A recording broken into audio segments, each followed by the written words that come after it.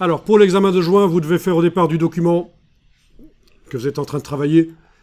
Donc, 3 chapitres,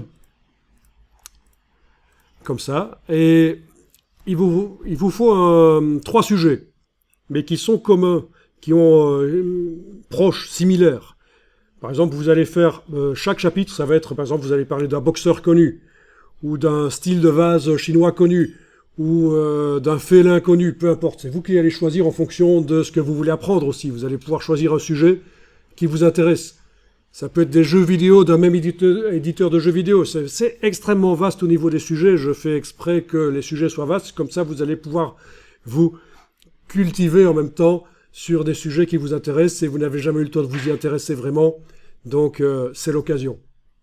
Donc, il faut 3 sujets très jumeaux, en fait, hein, qui font partie de la même, du même sujet plus global. Vous avez compris le principe, hein.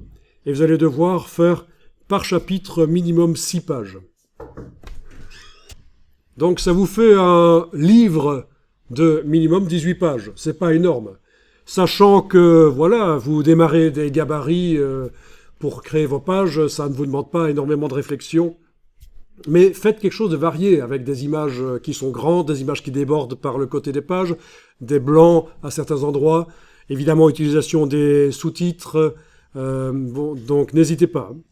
N'hésitez pas à intégrer ça. Vous pouvez même aussi utiliser les styles imbriqués. Donc quand vous avez un paragraphe, voilà, vous lui appliquez le style de paragraphe corps du texte body nouveau avec titre imbriqué, version 1 avec titre imbriqué, d'accord?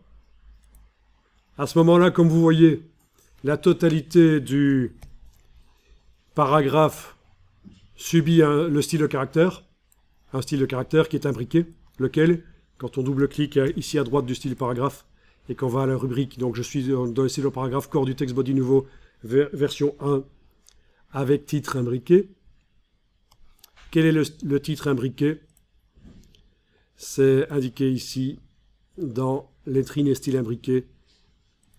Titre de 3e niveau. Voilà. Titre de 3e niveau imbriqué. Et l'idée, c'est qu'on stoppe. On indique où se termine le titre en mettant le curseur et en faisant un clic droit. Insérer un caractère spécial autre. Fin du style imbriqué ici. Voilà. Donc tout ce qui est après le backslash reste dans le style habituel, les corps du texte nouveau version 1. Donc c'est un titre de 3e niveau. Celui-ci étant un titre de 2e niveau. Donc pour ne pas faire des titres de 3e niveau qui ressemblent à des titres de 2e niveau mais plus petits, on les fait imbriquer. Donc je vous remontre. Je mets le curseur texte dans le paragraphe. Je vais lui appliquer le style corps du text body version 1, mais avec titre imbriqué. Je mets le curseur à la fin du titre. Clic droit, insérer un caractère spécial autre. Fin du style imbriqué ici. Voilà.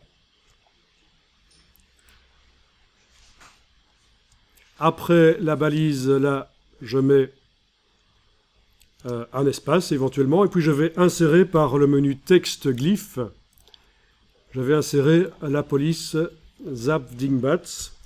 Donc vous allez devoir à ce moment-là taper ici Zap,